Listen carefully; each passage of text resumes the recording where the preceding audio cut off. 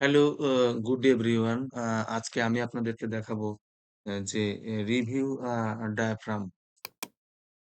Review diaphragm এই ডায়াফ্রামটা আসলে কি সেটা আমাদের জানা দরকার। যে একটা স্ল্যাব যখন আসলে আমরা আলাদা, আলাদা ড্র করি বা স্ল্যাব অনেক ক্ষেত্রে যে সেকশন অনুসারে স্ল্যাবের সবসময় তো আপনার রেগুলার শেপ হবে তা কিন্তু না। ইররেগুলার শেপের ক্ষেত্রে আমাদের স্ল্যাবটাকে আলাদা, আলাদা ড্র করতে হয়। আর এই স্ল্যাবগুলোকে একসাথে রিজিড করার জন্যই ডায়াফ্রাম ইউজ করা হয়। ডায়াফ্রামের জন্য আপনাকে ডায়াফ্রাম বিষয়টা হচ্ছে এমন যে ডায়াফ্রামটা সেট করে নিলে বা স্ল্যাবটাকে ডিফাইন করে নিলে ডায়াফ্রাম হিসেবে ডিফাইন করে নিলে কি হবে? এইটা প্লেনে এই অ্যা অ্যা স্ল্যাব প্লেনের উপর কোনো স্ট্রেস হবে না। অর্থাৎ এটা স্ট্রেসকে রেজিস্ট করতে পারে। ল্যাটেরাল যে স্ট্রেস সেটা রেজিস্ট করতে পারবে। আর এটা রিজিড হিসাবে কাজ করবে যেটা রিজিড হিসাবে কাজ করে উইন্ড লোডকে প্রটেক্ট করবে। এটাই হচ্ছে ডায়াফ্রামের মূল উদ্দেশ্য। আসুন তাহলে দেখা যাক যে ডায়াফ্রামটা কিভাবে করতে হয়।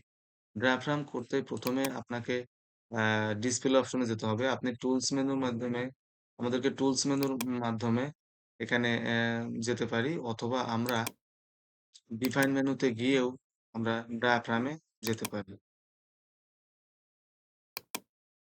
অথবা আ ভিউ মেনুতে গিয়েও আমরা আ সেট ডিসপ্লে অপশনটা করতে পারি। সেট ডিসপ্লে অপশনে গিয়ে আমাদেরকে ডায়াফ্রাম এক্সটেন্ড টা সিলেক্ট করে দিতে হবে অর্থাৎ চেক করতে হবে।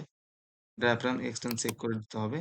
চেক করার পরে এটাকে ওকে দিতে হবে। আর দেওয়ার আগে দেখতে হবে যে আমাদের প্ল্যান ভিউ আমরা আছি কিনা।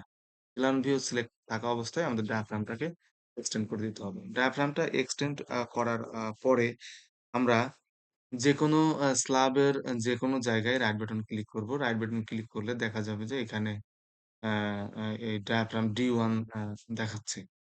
এরপর আমরা ওকে করব। ওকে করার পরে আমরা ডিফাইন মেনুতে যাব। ডিফাইন মেনুতে গিয়ে ডায়াফ্রাম এ যাব।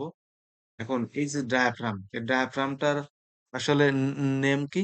D1। আমরা যদি প্রত্যেক ফ্লোরে আলাদা, আলাদা ডায়াফ্রাম নেই তাহলে D1, D2, D3 এভাবে থাকবে। তাহলে আমরা একটা ফ্লোরের ডায়াফ্রাম নিচ্ছি যে টপ ফ্লোরের সেটাকে D1 এটাকে আমরা মডিফাই করব। মডিফাই করে এটাকে রিজিড করে দেব।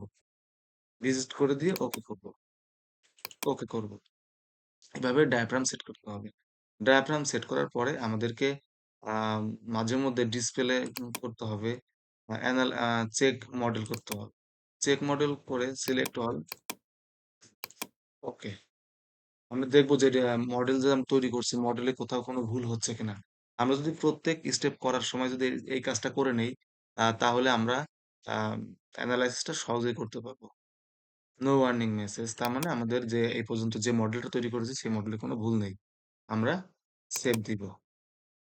এখন আমরা এটাকে যদি আমরা যেহেতু অন্য কাজ করব, ডায়াফ্রামটা আমাদের ডিফাইন করা হয়ে গেছে। সেক্ষেত্রে আমরা ডায়াফ্রামটাকে উঠিয়ে দেব।